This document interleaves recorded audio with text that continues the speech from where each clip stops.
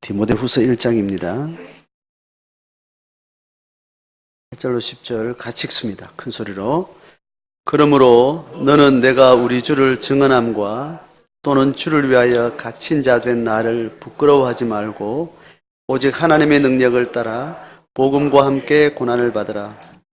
하나님 우리를 구원하사 거룩하신 소명으로 부르심은 우리의 행위대로 하심이 아니요 오직 자기 뜻과 영원 전부터 그리스도 예수 안에서 우리에게 주신 은혜대로 하심이라.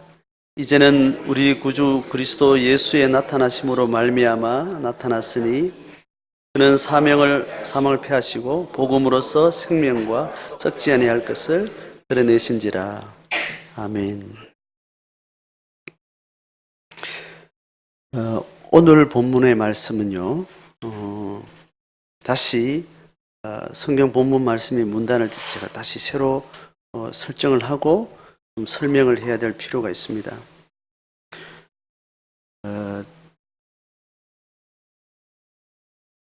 디모데후서 본문에 들어와서 발신자와 수신자에 대한 이야기를 기본적으로 끝을 내고 본론에 들어와서 문제 제기한 첫 번째 문단이 3절에서 5절이에요.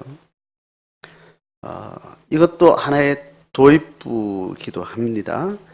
사도 바울과 디모데를 관계 짓는 관계 맺음의 어떤 의미가 3절, 4절, 5절에 강하게 담고 있습니다. 그러니까 본론에 들어온 내용 중에도 지금 디모데 후서 내용은 바울과 디모데의 개인 서신이에요. 다른 바울 서신은 바울 개인과 혹은 바울의 목회 리더십 전도팀들하고 어느 지역에 있는 교회 공동체와의 글이란 말이죠. 그걸 공동체를 향해서 말하고 있고 교회를 향해서 말하고 있는 어떤 공적 의미가 있는데 오늘 디모데후서 또 디모데전서, 디도서 이런 거는 그 편지의 제목 자체가 지역과 공동체 그 교회 이름이 아니고 한 개인을 이야기하고 있다. 그러니까 지금 발신자와 수신자가 누군가를 이야기하고 나서 3절에 들어와서 발신자인 내가 수신자인 너 디모데한테 내가 어떤 마음을 가지고 있다라는 것들을 기본적으로 관계 설정을 설명한 겁니다. 관계는 인위적인 인격적인 그런 수준의 인본적인 관계가 아니고 신을 근거로 한 하나님을 향한 신앙 고백을 근거로 한 두 사람의 강력한 그 연대와 교감에 대한 애잔하고 깊은 간절함을 설명을 했단 말이죠. 그리고 나서 이제 6절에 들어오면 지난주 본문이 6절, 7절이죠. 이제 좀 더 구체적인 사건으로 들어가요. 그 사건이 6절, 7절, 8절, 9절, 10절까지가 한 단락으로 지금 묶고 있다는 걸 이해를 하시면 됩니다. 그래서 지난주는 다루는 내용도 그렇고 그래서 6절, 7절을 한 단위로 떼긴 했지만 성경을 한번 보세요. 이제 제 말을 이제 귀로 들으시고 눈은 성경에 두십시오. 성경에 두고 6절에서 10절까지가 한 묶음이라는 것을 이해하시기 바랍니다. 그래서 한 묶음을 오늘 지난주에 나눴던 내용을 일단 제가 전제로 하고 한 묶음을 오늘 같이 이해하는 게 중요합니다. 자, 그래서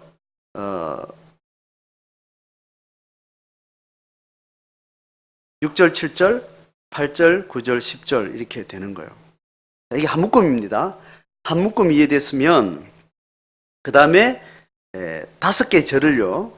5개 절을 단위별로 제가 의미 설정을 제가 할게요. 제가 늘 문단을 이야기하고 나면 문단을 이해하는 방식, 메시지를 이해하는 방식을 문법적, 문예적인 방식으로 그 메시지의 강조점과 포인트가 뭔가를 이해하는 것이 필요하다 했습니다. 그래서 문법의 서술 방식, 서술 의도 이런 것들은 다양한 방식으로 표현되어지는데 그것을 가지고 제가 결론의 포인트가 뭔가, 강조점이 뭔가를 자꾸 이렇게 찾아가는 방식을 제가 설명을 했죠, 그죠? 그런 의미에서 제가 두괄식이다, 미괄식이다, 중괄식이다 양괄식이다. 뭐 그렇게 이제 제가 설명을 드렸던 걸 기억하시고, 바울 서신은 특별하게 이런 패턴들을 잘 살려서 수술합니다. 그러니까 바울이 문법적으로 기본적으로 글을 쓰고 글을 표현하고 거기에 설득을 하고 또 서술을 하고 하는 어떤 그런 언어와 작문에 굉장히 훈련된 사람이라는 것을 특별히 알 수 있습니다. 바울의 문체들을 잘 보면. 그래서 6, 7, 8, 9, 10, 5절을 각 절로 떼서 어떻게 의미하고 있는지를 제가 설명을 좀 드리겠습니다. 7절이 6절, 7절이 한 단락이에요. 한 문장이고, 그리고 9절, 10절이 한 문장이 있다고 보면 돼요. 그러면 가운데 뭐가 남습니까? 8절이 가운데 딱 들어가요. 그래서 이 본문의 구성은 제가 주제를 앞에 두는 것을 두갈식이라고 그랬죠. 그죠? 주제를 핵심 메시지를 끝에 두는 것을 미괄식이라고 그랬습니다. 그죠? 그리고 앞에도 두고 뒤에도 두고 이렇게 강조하는 것을 양괄식이라고 얘기했습니다. 그리고 가운데 빵치고 앞에 뒤를 가운데 서술을 가운데 핵심 메시지를 보완해주는 메시지로 앞에 또 뒤에 설명하는 것을 가운데 중이라서 중괄식이라고 이야기를 해요. 자, 그렇게 하면 지금 제가 이 5개 절을 몇 개로 쪼갰어요? 3개로 쪼갰습니다. 그러면 3개로 쪼갰으면 핵심 메시지가 어디에 들어가는지 알아서 여러분은 무슨 식이다 이렇게 답을 해주시면 돼요. 6, 7절에 핵심을 넣으면 그건 무슨 식이에요? 예? 머리 두자에서 두갈식입니다. 9절, 10절에 핵심 메시지가 들어가면 뭐예요? 미괄식입니다. 6, 7절하고 9절, 10절에다가 두면 양괄식이 되는 겁니다. 그리고 8절에 두면 중괄식이 되는 거예요. 자, 그럼 한 문단 안에 두갈식은 두갈식, 양괄식은 양괄식, 미괄식은 미괄식, 중괄식, 중괄식. 한 가지만 담게 될 건 아니에요. 그죠? 이해되죠? 한 문단이 가지고 있는 핵심 메시지의 서술 방식이 끝에 있으면 그거 끝이에요. 앞에 있으면 그 앞에서 그 결정이 난단 말이에요. 그런데 지금 오늘 본문은 독특하게 두괄식, 미괄식, 양괄식, 중괄식 중에 두 가지가 함께 겹쳐져 있어요. 핵심 메시지를 어디에 방점을 두느냐에 따라서 그렇게 되어 있다는 걸 제가 설명합니다. 그래서 조금 더 5개 제를 3문단으로 나눴는데 제가 이거를 다시 조금 더 간략하게 이야기를 해보겠습니다. 자, 첫 번째 단락이 어떤가 하면 무슨 이야기를 하는 거예요? 첫 번째 단락은 핵심 뭘까요? 명사를 여러분 찾아보세요. 첫 번째 단락에 핵심 주제가 되는 주제가 뭘까요? 지난주에 제가 설교한 걸 잘 기억하고 본문을 보면 뭘까요? 아주 정답입니다. 하나님 은사를 이야기하는 거예요. 하나님은 주제가 그거잖아요. 하나님의 은사는 두려워하는 마음이 아니고 뭐라고요? 능력과 사랑과 절제하는 마음이다. 이야기예요. 그죠? 문장으로 말하면. 그러면 이 첫 번째 단락 안에 좀 문장을 주어와 수로로만 딱 단순화시키고 나머지 불필요한 것들 좀 추려내면 어떻게 될까요?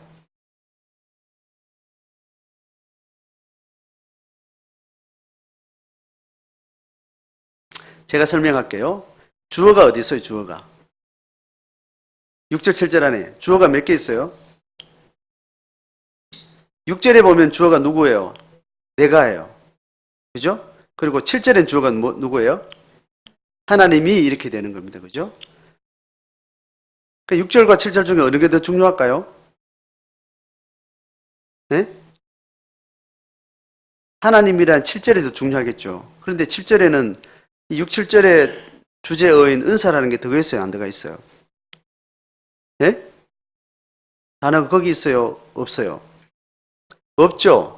근데 그 문장 의미 안에는 포함돼서 안 포함됐어요? 뭐로 포함됐어요? 어떤 말로? 주신 것이라는 말로 포함된 겁니다.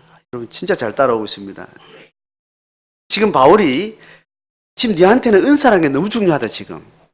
그래서 은사를 딱 문제 제기하고 나서 이것 때문에 네 지금 생각해봐. 은사라는 게 너무 중요해. 어? 은사를 내가 이야기할 테니까 네가 지금 이제 생각해봐 하고 있는데 너로 생각하게 하노니 이렇게 말하고 나서 이제 본론을 말하는 거예요. 뭡니까? 하나님이 우리에게 주신 뭐요?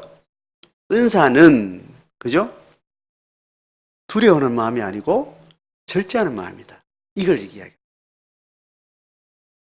그러니까 6, 7절에 중요한 절만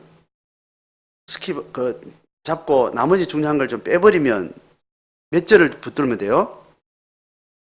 7절을 붙들면 돼요. 그런데 대명사에다가 그 본 단어를 넣으면 돼요. 하나님이 우리에게 주신 뭐요? 은사는 두려워하는 마음이 아니요 오직 절제하는 마음이다. 요게 첫 번째 단락입니다. 그죠? 그러면 이 5절에서 미괄식이다, 다시 두괄식이다 이렇게 했을 때는 7절에 명제가 나오겠죠. 그죠? 이 전체에게는 하나님 우리에게 주신 은사는 두려워하는 마음이 아니고 절제하는 마음, 그리고 사랑과 능력이다. 이렇게 정리를 할 수 있습니다. 자, 그 다음에 두 번째 단락이 8절을 봅니다. 자, 이거는 어떻게 말하는 거예요?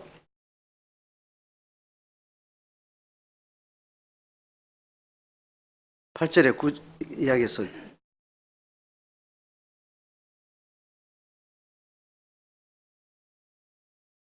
주어가 뭐예요? 주어가 뭐예요? 너는이잖아, 너는. 그죠? 이건 평서문이 아니고 명령문이에요. 그죠? 너는 뭐 하라고요?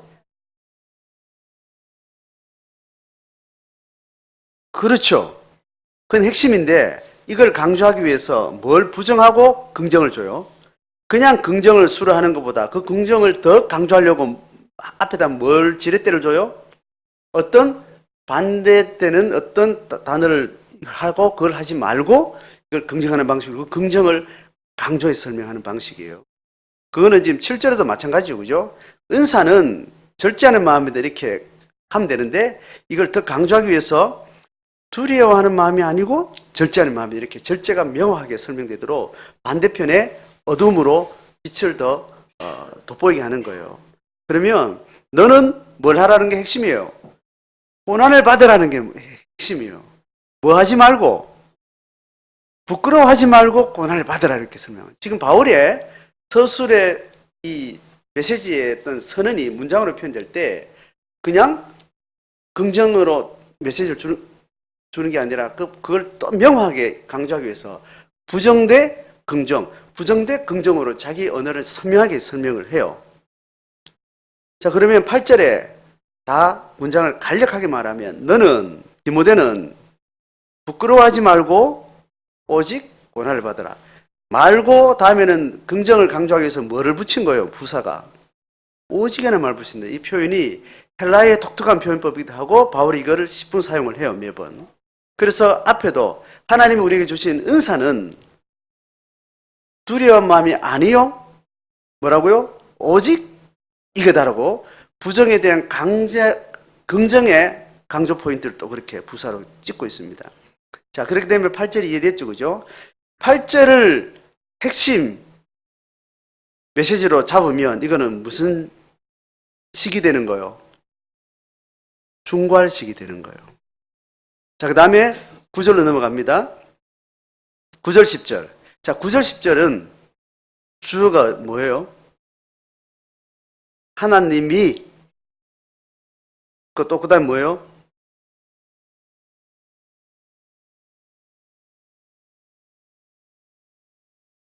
십 절엔 또 뭐 있어요?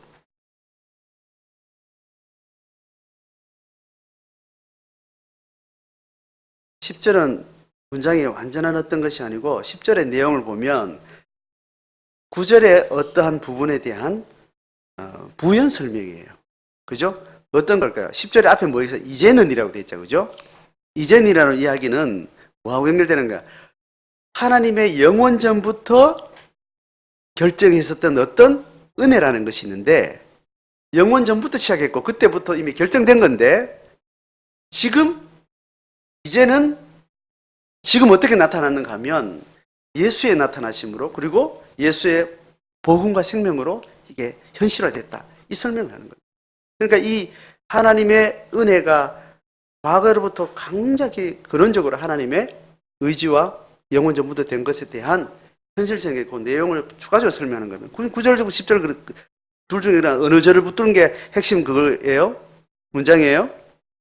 9절이 되는 겁니다. 9절에 하나님이 우리를 구원하시고 거룩하신 소명으로 부르신 것은 뭐라고요? 행위대로 하심이 아니요 뭐예요? 오직 은혜대로 하심이라 이렇게 돼요. 그러면 9절에서 주는 9절 10절에서 가진 메시지의 핵심 단어는 뭘까요? 6, 7절의 핵심 단어가 뭐냐 제가 물었을 때 여러분 은사라고 이야기했는데 9절에서 이야기하는 핵심은 뭘까요? 네?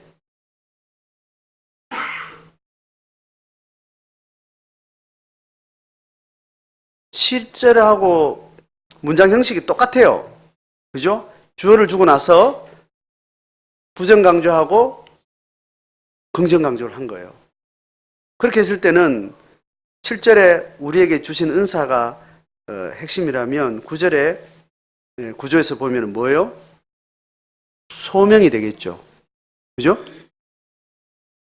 자, 그래서 하나님이 우리에게 소명 주셨다라는 거예요. 소명 주셨다. 근데 그 소명은 어디를 근거로 한 거예요? 우리의 노력이나 우리의 자격이나 우리의 어떤 것으로 한 것이 아니고 뭐라고요? 은혜다. 은혜라는 것이 뭐가 함축됐습니까? 값없이 줬다는 거야. 우리의 어떤 조건이 고려된 게 아니라는 겁니다. 어디가 조건이에요? 하나님의 결정이 조건이고 하나님의 영원성에 기초한 그 은혜다. 그래서 그 은혜 값없이 받은 것으로 우리가 뭐 받았다는 거예요? 소명을 받았다는 거예요. 자, 그래서 앞에 양괄식으로 이야기를 하면 뭘 이야기하는가 하면 은사와 소명을 이야기하는 거예요. 이해되죠? 은사와 소명을 강조하게 되면 이 문단은 양괄식이 되는 겁니다. 그렇죠?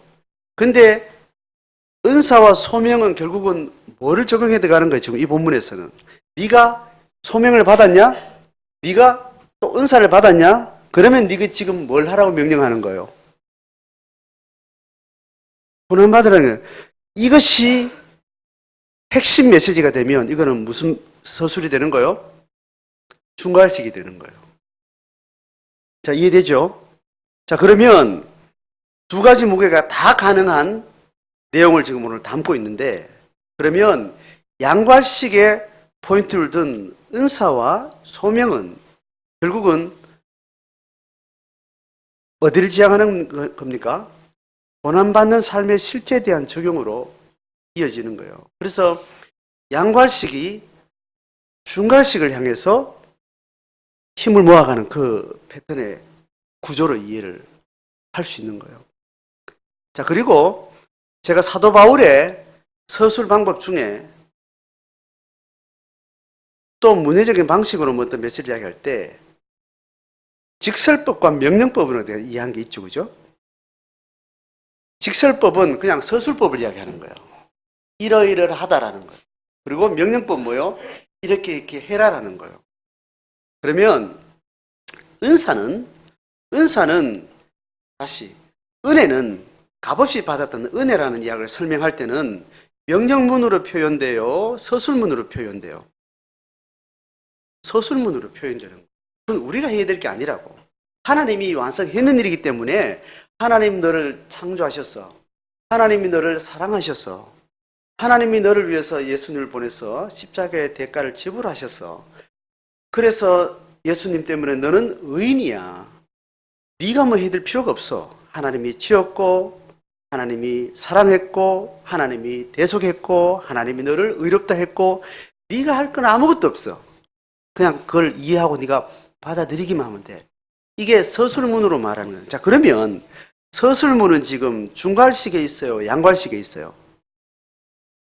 예?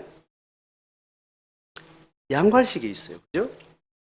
양괄식은 주어가 들어가죠. 하나님이 주신 은사는 그 시기가 아니고 저 시기다. 이렇게 뭐 시기다. 이렇게 이야기를 하는 겁니다. 그죠? 그리고 하나님이 주신 소명은 하나님 우리를 부르신 거는 네가 어떤 자격이 있어서가 아니라 하나님이 결정해서 그리 된 거야.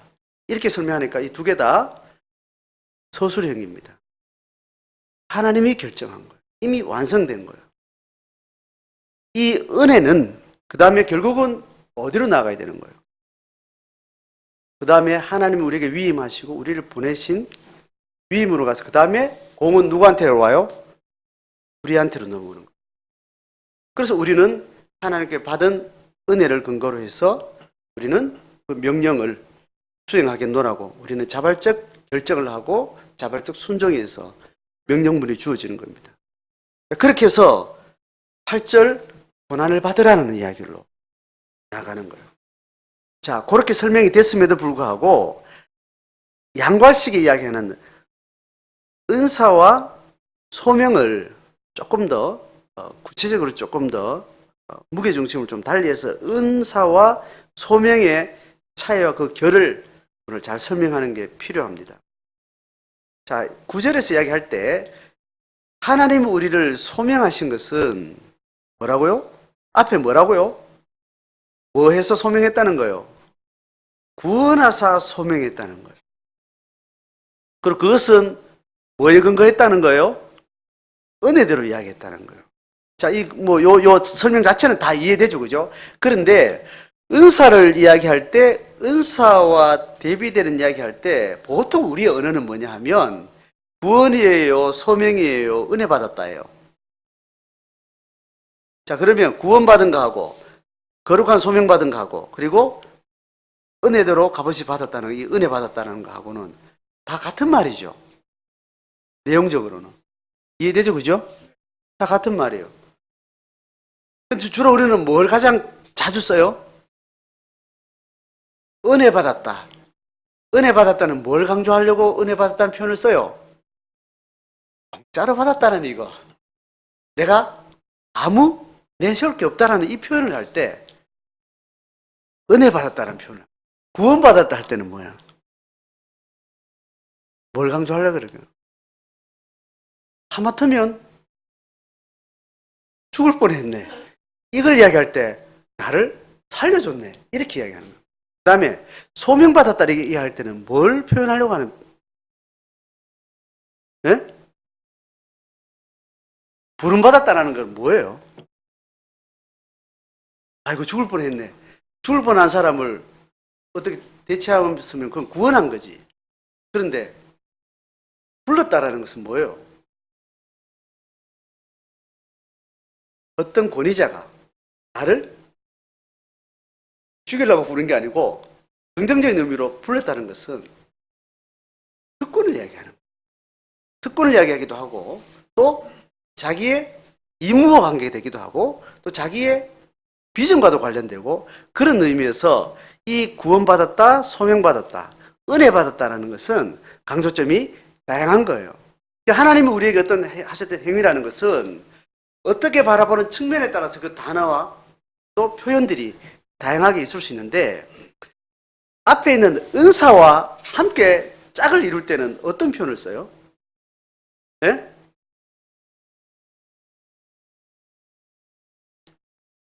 은사와 대별되는 방식으로 은사가 히브리어 헬라어로 단어가 뭐냐면 카리스마예요. 카리스마. 카리스마라는 말 알죠? 보통 우리가 일상적인 용어로 카리스마를 할 때는 어떤 사람을 야 카리스마가 있다 이렇게. 예? 강한 사람, 강한 사람, 그죠? 이게 약간 이제 우리가 그냥 피부로 느끼는 방식인데, 강하다는 것은 뭘 담고 있는 거예요? 권위를 담고 있다는 거죠. 권위가 느껴지는 사람이 강하게 느껴지는 거예요. 그죠? 그래서 권위가 없더라도 센 사람을 또 그냥 그렇게 카리스마라고 이야기를 하는, 카리스마가 원래 의미는 어떤 권위가 확 느껴지는 거예요. 권위가 느껴질수록 상대적으로 우리는 강하게 느껴지고, 강한데 우리가 떨림이 느껴지는 거죠. 그죠? 그래서 카리스마라고 이야기합니다. 이 카리스마라고 표현되는 이 단어와 짝이 되는 이 부분에 있어서 소명과 구원과 은혜는 뭘까? 한글로 비슷한 거예요.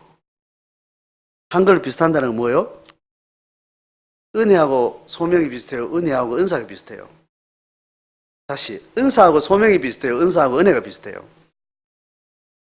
그 은자가 같이 어떻게 쓰였는지, 은혜라는 말의 헬라어는 카리스예요. 카리스. 그죠? 은혜는 하나님이 이제 이거를 신학적으로 풀면, 원어에서 카리스라고 이야기할 때 값없이 그냥 받았는데, 이것이 하나님으로부터 받은 것이 돼서 그 사람이 어떤 권위와 생명의 힘이 주어졌을 때 나타나는 어떤 것을 가지고 카리스마라고 이렇게 표현하는 거예요. 이해가 되죠? 그래서 신학적 핵심 용어로서 이야기할 때는 은혜, 은사, 이게 이제 같이 짝을 이루어서 설명하려고 할 때 말하느냐. 그래서 은혜는 카리스고, 은사는 은혜 받은 자가 드러나는 어떤 그 사람의 권위나 그 사람의 생명력이 풍겨지는 것을 카리스마라고 해요. 자, 그런데 은혜와 은사의 결도 좀 달라요. 은혜하고 은사 중에 이제 은혜와 은사가 다 명령법이라 했어요. 직설법이라 했어요. 직설법이라 했습니다. 이 두 가지 직설법 중에 이 두 가지 직설법들을 딱 떼가지고 또 하나는 어디에 명령법에 가까운가, 어느 하나는 서술형에 가까운가 구분을 하면 또 나눠져요. 뭘까요? 같은 은혜와 은사는 둘 다 우리가 한 게 아니에요. 하나님이 선언적으로 하고 조건 지어진 거예요. 그게 우리가 반응만 하면 되는 건데, 그럴 때 우리는 명령문에 어떤 관계되는 이제 삶으로 나가죠. 그런데 은혜와 은사 두 개도 하나는 명령에 가깝고 하나는 서술형에 가까워요. 뭐가 명령에 가까울까요? 네? 그렇죠. 은사는 명령에 가까워요. 자, 이해되죠? 자, 그럼 다시. 은혜와 은사는 그렇게 미묘한 차이가 있는데 굉장히 중요한 연결성이 있고 또 동질성도 있고 차이가 있는데, 이게 잘 이해하는 게 중요합니다. 은사는 다 하나님부터, 은사와 은혜가 다 하나님부터 주어진 건데, 하나님으로 주어질 때 그것을 우리에게 제공한 주체가 새 하나님의 위격 중에 특별히 가담되는 주도하는 자가 따로 있어요. 그죠?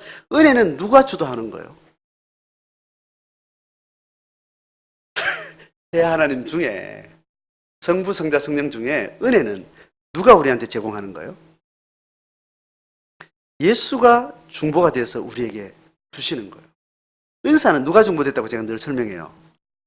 성령이 중보가 돼서 그렇게 한다 그랬습니다. 하나님, 그죠? 예수님, 성령님 이렇게 있는데 우리가 이렇게 있는 거예요. 그죠? 하나님을 만나는데 성부 하나님, 성자 예수님, 성령 하나님이 이 경험으로 하나님을 만나. 성령님이 통해서 예수가 누군지, 내가 예수를 만나면 하나님 아버지의 존재를 내가 만나게 되는 거고, 새 하나님 다양하게 일을. 그래서 처음 하나님 경험은 실제적 역사는 성령이 역사하셔서 예수를 만나게 해주셨는데, 예수를 만날 때, 우리가 예수를 만날 때는 성령을 의식할까 안 할까요? 못해요. 못해. 예수를 만나고 나니까 그 다음에 성령이 뭔지를 나중에 알게 돼 있어요. 그렇게 예수를 만날 때도, 경험할 때도 예수를 만나기 전에 누굴 먼저 하나님 아버지를 만나게 돼요.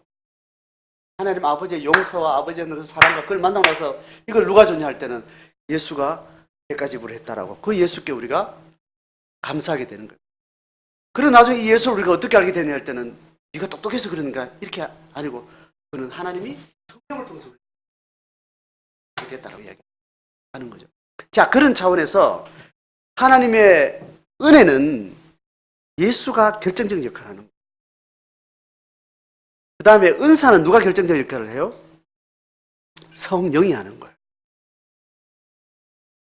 예수 처음 만날 때, 하나님 처음 만날 때는 예수를 통해서 은혜를 받는데, 그 다음에 이렇게 받은 것을 가지고 구원이라고 그래요. 구원은 은혜 받은 그 자체만 설명하고, 이걸 소명이라 말할 때는 다음 과정을 전제하고 이야기를 하는 거예요. 그죠?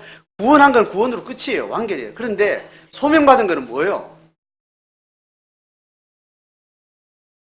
파견이 목적이에요. 그죠?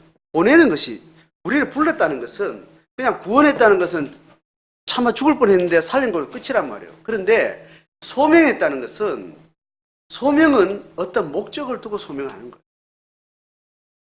자, 그렇게 해서 하나님이 우리에게 주신 은혜는 예수를 통해서 우리에게 주어진 거고, 그 다음에 이 은혜가 주어진 목적대로 가려고 하면 성령이 우리를 하여금 살게 하기 위해서 은사를 주시는 거예요. 주보를 한번 보세요. 주보 말씀 나누는 최고 밑에, 그래서 성도의 삶에서 신앙생활을 하는, 본격적인 신앙생활을 할 때 첫 문은 은혜 받는 거예요? 은사 받는 거예요? 은혜 받는 겁니다. 이거는 한 순간이에요. 그런데 긴 시간은 은사 받는 거고. 자, 그래서 밑에서 네 번째 줄, 그 밑에 보세요. 소명과 은사를 이야기했죠, 그죠? 자, 같이 읽어봅니다. 시작. 소명과 은사는 제자의 삶에서 가장 중요한 자기 질문이다. 됐어요. 내가 신앙생활을 한다 할 때, 그죠? 내가 소명받았는가? 다시 말하면 은혜 받았는가? 이렇게. 은혜 받았는가 질문하면 그 다음 질문이 필요할까, 안 필요할까요? 자, 저를 보세요, 이제는. 내가 은혜를 받았는가? 이렇게 말하면 은혜 받은 건 뭘 받은 거예요? 구원받은 거고. 그러면 은혜는 구원 받았어. 그러면 목적 달성된 거 안 된 거예요? 죽을 뻔했는데 구원을 받아서 은혜를 받았으면 목적 달성이 된 거 안 된 거예요? 된 거예요. 그런데 이거를 소명받아서라고 이렇게 표현하면 목적 달성이 된 거예요, 안 된 거예요? 안 된 거예요. 소명받아서 하는 거는 그 다음에 소명 다음에 뭔가 있다는 말이에요. 그래서 그 다음에 뭐가 되는 거예요? 은사를 받았냐라고. 이해되죠? 신앙의 한 출발이 되는 구원의 문제는 시간적으로, 환경적으로 예수의 초림의 사건으로 끝이 나요. 그런데 이 땅에 사는 동안은 그 다음에 신앙을 한다는 나머지 긴 시간을 두고 시간성 속에 있는 거는 그 다음에 그걸 소명이라고 결정하는 거예요. 구원이 하나님의 간절한 일이지만 하나님의 경륜의 역사에서는 구원은 하나의 사건이기도 하지만 출발이기도 하고 기초기도 하고 초보예요.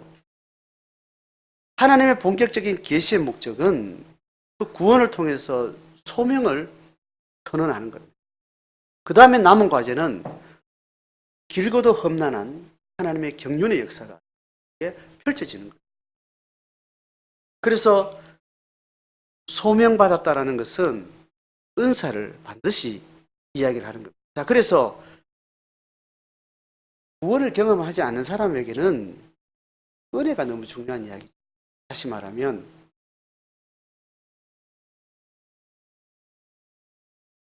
구도자한테는, 그죠? 구도자가 뭔지 이해되죠, 그죠? 구도자한테는 뭐가 절실해요? 은혜가 절실해요. 은혜를 받은 확신자에게는 뭐가 그 다음에 절실해요? 은사가 절실한 거예요. 구원을 완성으로 보지 않고 구원받은 사람은 다시 니 돌아서 봐. 동자리 양면에서 너는 이제 소명받은 거야. 그 다음에 너에게는 은사가 필요해. 하나님이 어디다 배치되는 것이 중요하단 말이에요. 그래서 사적으로 살다가 구원받고 나면 공인이 되는 겁니다. 하나님의 공생애로 들어가는 거예요. 그래서 다시 전환을 하면 나는 이제 호명받아서 받은 은사가 뭔지를 이제 공생애의 현장이 어딘지를 하나님의 경륜의 역사에 내가 갈아탄 거예요. 그래서 내 소명을 확인해야 돼요. 구원의 확신 있는 사람이, 은혜 받은 것이 확인된 사람은, 소명이 확인된 사람은 반드시 은사를 확인해요. 신앙생활을 한다고 말했을 때, 나는 제자가 된다라고 말했을 때, 나는 제자로 살 거야, 나는 신앙생활 할 거야, 이렇게 결심이 있었다면 뭘 질문해야 돼요? 소명을 확인해야 돼요. 구원받았냐를, 구원의 확신을 묻는 게 아니고 그걸 전제로 한 소명을 확인해야 돼요. 그 다음에 뭘 확인해야 돼요? 은사를 확인해야 돼요. 그래서 제자로 산다는 것을 소명과 은사를 따라 사는 삶, 이렇게 구체적으로 이야기해요. 제자는 그냥 앞에 있는 레벨이에요. 딱 뚜껑 딱 떼면 그 안에 뭐가 있는 거예요? 소명을 받은 자로서 자기 정체성, 그리고 영역이 시간 공간이라는 특별한 영역이 있어서 그 자기 전문 분야가 있는 것을 은사라고 해요. 그렇게 은사대로 살아가고 있는 것이라고 이렇게, 그것이 신앙생활을 한다는 것, 제자로 살아간다는 것의 구체적인 내용이 되는 겁니다. 그렇다면 교회 공적 예배에 나온 성도가 질문될 질문은 두 가지 부류예요.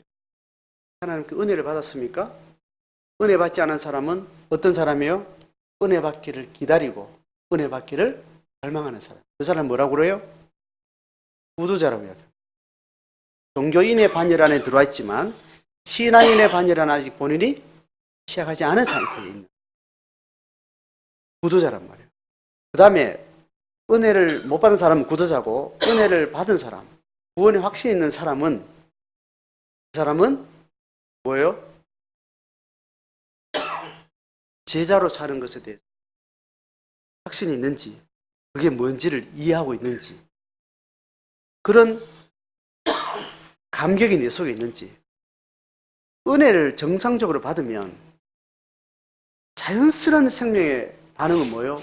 공짜로 받아 시급했는데 죽을 뻔했네 했는데 내가 구원 받으면 당연히 뭐가 나와요?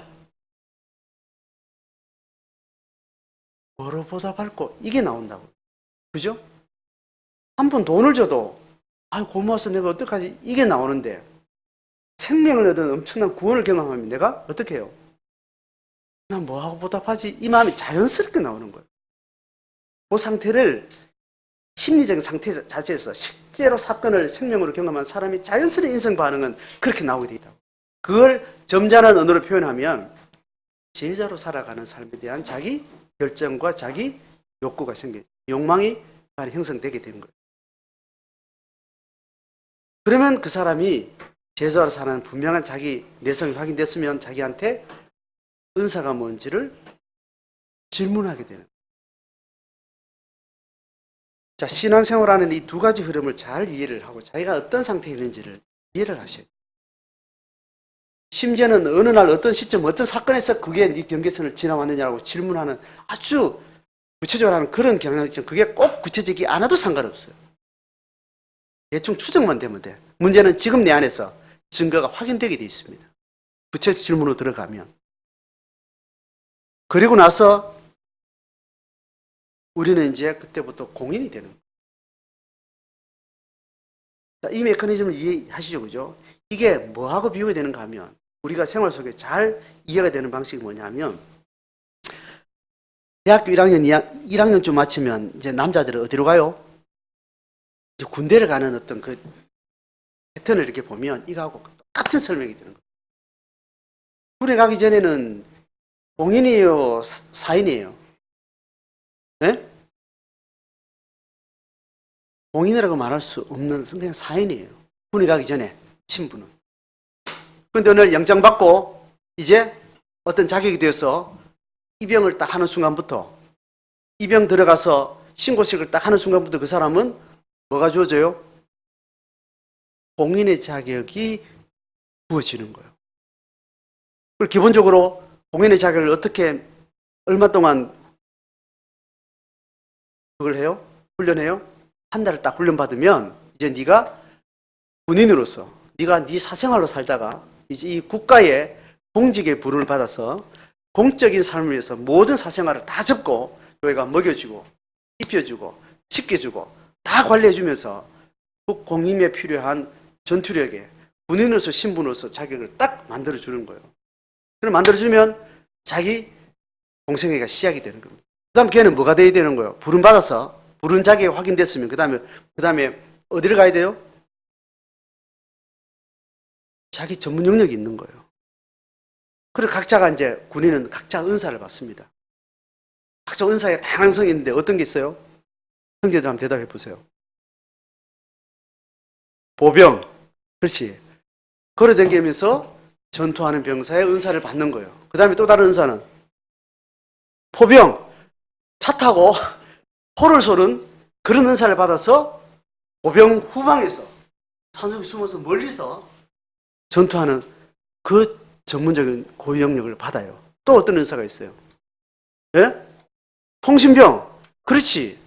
통신이 너무 중요한데 작전에 전투에는 통신만 전문으로 하는 기능과 자격을 갖추고 통신병으로 은사를 받아요. 또 이완희 산 집에 그렇지 운전병.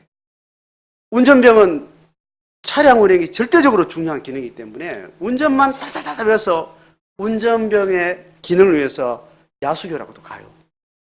야전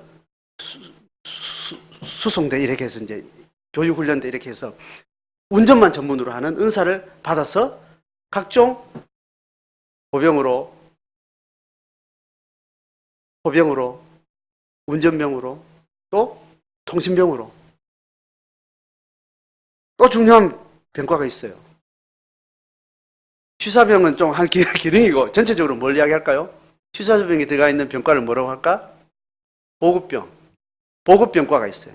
보급에 대해서 모든 물품, 그 다음에 뭐 전투장비, 그 다음에 뭐 옷, 먹는 거 모든 걸 포함해서 보급병과가 따로 있어요. 보급이 너무 중요한 겁니다. 이 기능들을 받아서 다 각자 자기 은사대로 공직에 들어가는 거예요. 자, 이렇게 해서 그 사람이 그다음부터 사생활을 하던 사람이 공생애로 딱 들어오는 거예요. 그러면 그 전에 살던 노숙자 생활을 했든지 직장 생활을 했든지 노가다를 뛰었든지 그 다음에 대학생이 됐든지 뭐 천없는 끝없는 돈을 벌었든지 다 가면 공직에 딱 근무하면서 공직 역할과 계급에 맞는 월급을 받습니다. 천없는 부자라도 4,500원 받아요. 한 달에. 제때 이야기면 제때. 지금 뭐 45만 원 몇십만 원 되지만 잘생긴 놈이나 그렇지 않은 사람이나 집에 갑부가 돼 집에 뭐하고 살든지 아무 상관없어. 똑같이 복무하고 한 달에 똑같이 4,500원씩 받는 거예요. 그거 용돈 쓰고 맨날 주는 밥 먹고 잘하는 데서 자고 입으라는 거 입고 그렇게 똑같이 사는 겁니다. 거기는 자기 은사의 현장에 있는 동안은 자기 신분이나 집에 뭐 거식이나 자기 사생활의 영역은 그게 자랑거리 아니에요. 자랑거리가 전혀 안 됩니다. 그때 자랑의 의미 있는 건 나가면 그렇다고 자랑하는 거지. 여기 있을 동안은 그 놈이나 내 놈이나 똑같이 거기서 뒹굴고 똑같이 밥 먹고 똑같아요. 그럼 자기 사적 영역은 자랑거리가 돼요, 안 돼요? 안 되는 겁니다. 그런 일이 돼요, 안 돼요? 상관없습니다. 지금 내가 공직에 임무하느냐, 그게 그 사람의 정체성의 결정이에요.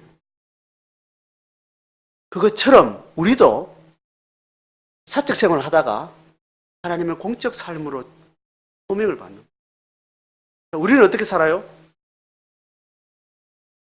입영영장 받기 전에 우리는 뭐 어떻게 살아요? 각자 입영영장 받는 날짜가 다 똑같아요, 우리?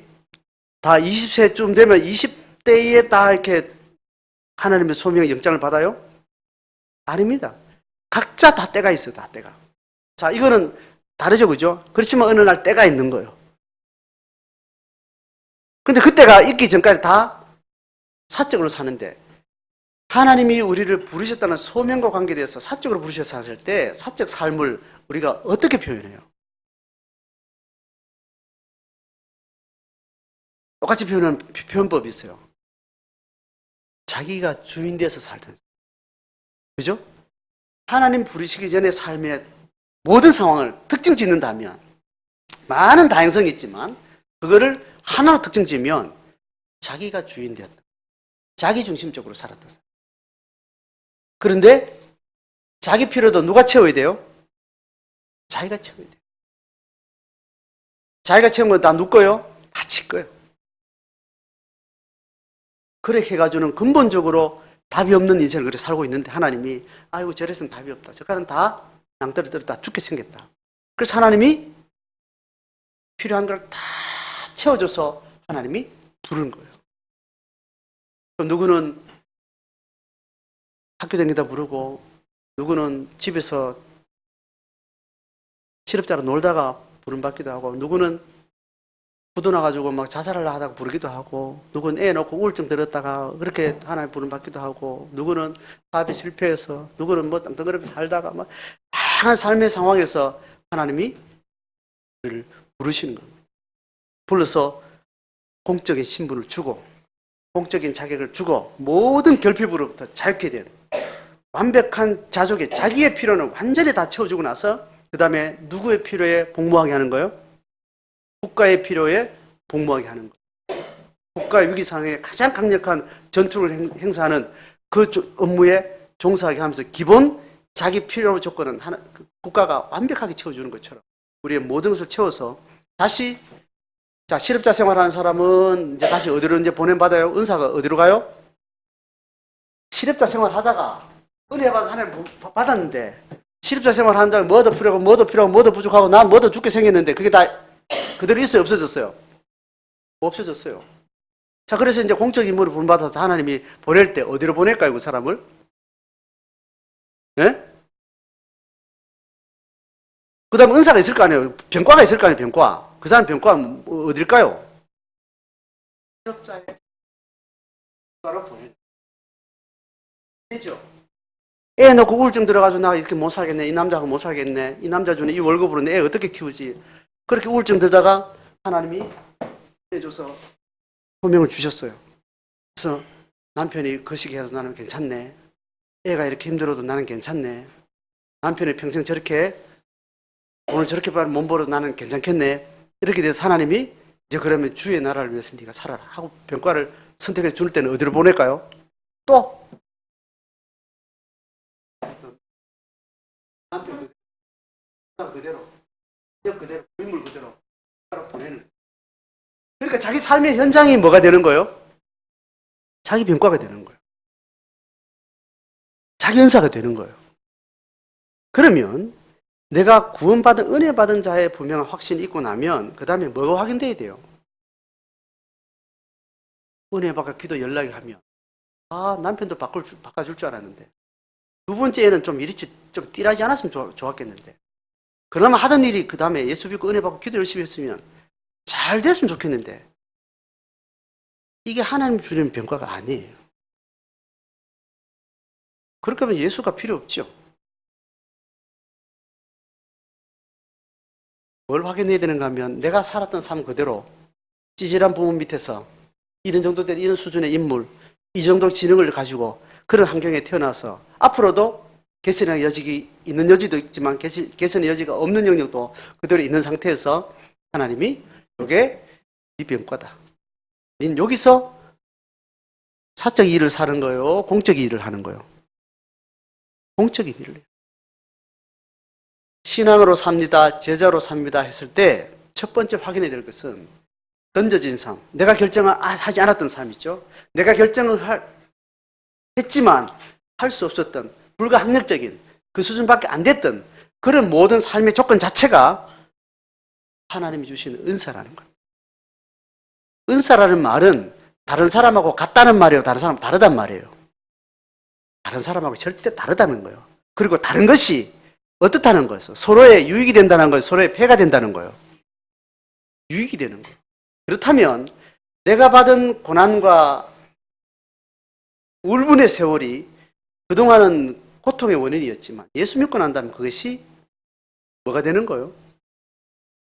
소명이 되는 거고 은사가 되는 거죠. 그것이 내한테 유익될지 모르지만 내한테 유익을 따질 필요도 없는 것이 이것이 내한테 유익되고 안 됐고는 전혀 상관이 없는 성질의 것이 되고 이것이 다른 사람한테는 유익이 돼요? 불이익이 돼요? 유익이 되는 겁니다.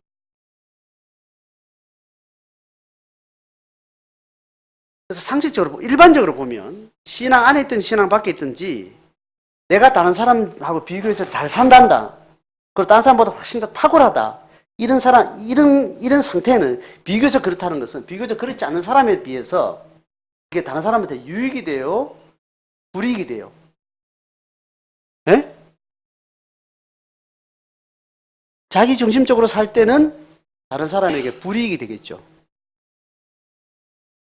내가 딴보다 훨씬 능력이 많기 때문에 한 번 뛰면 딴 사람보다 더 많이 가져가니까 자기 중심적으로 사는 사람한테는 그게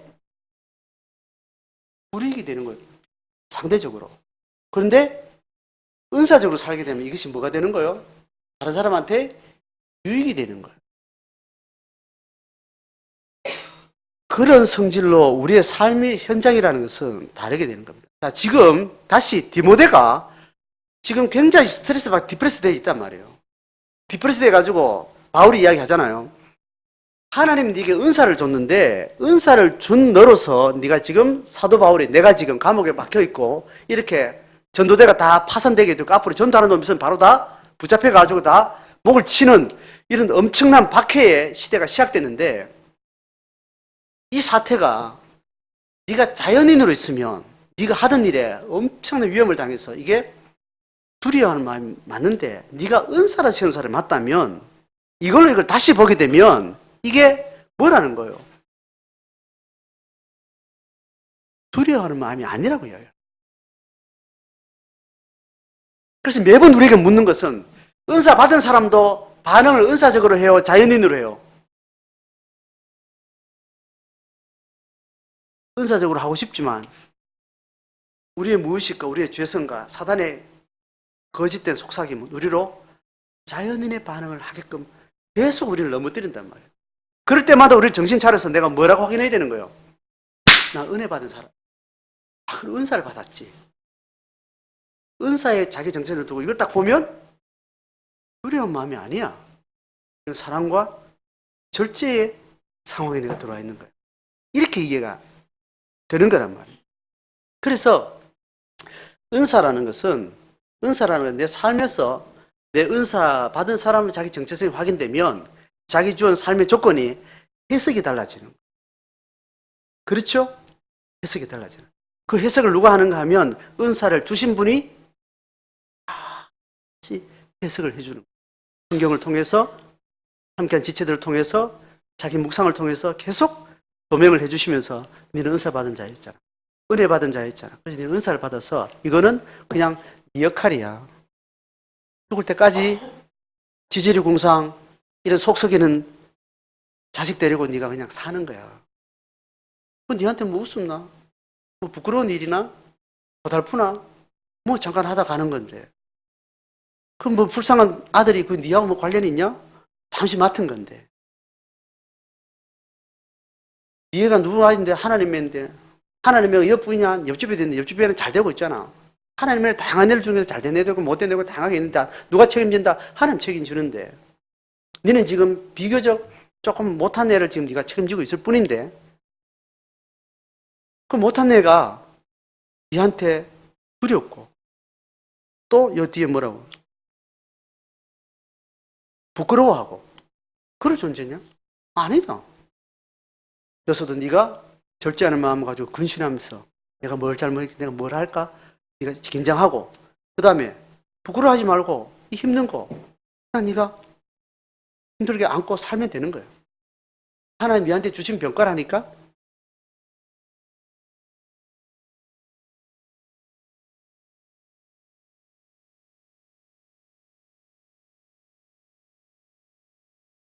이 기본기가 일상의 영성을 살아가는 성도의 기본 머리구도 속에 해석학적 틀로 가지고 있어요.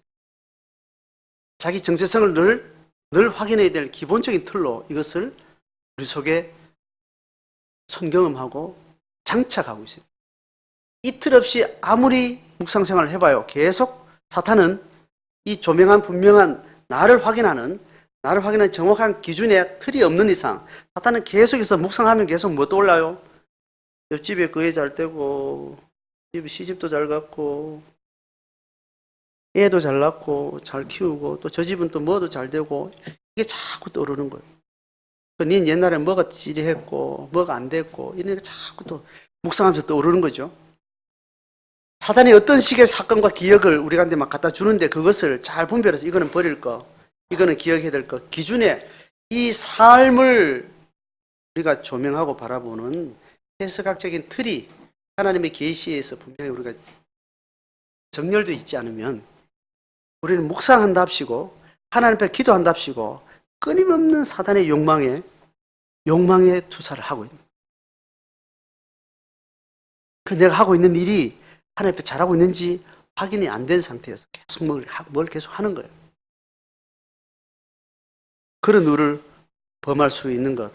자, 다시 한번 정리하면서 오늘 양괄식은 은혜와 은사를 명확하게 잘 이해하고 난 다음에 이것이 이 두 가지 양괄식 소명과 은사가 내게 어떻게 적용되는 가 잘 분별될 때 8절에 말하는 명령문에 우리가 진입을 할 수 있는 건강한 하나님의 명령문에 우리가 정확하게 하나님 주신 힘으로 들어가는데 8절 하반절 보세요.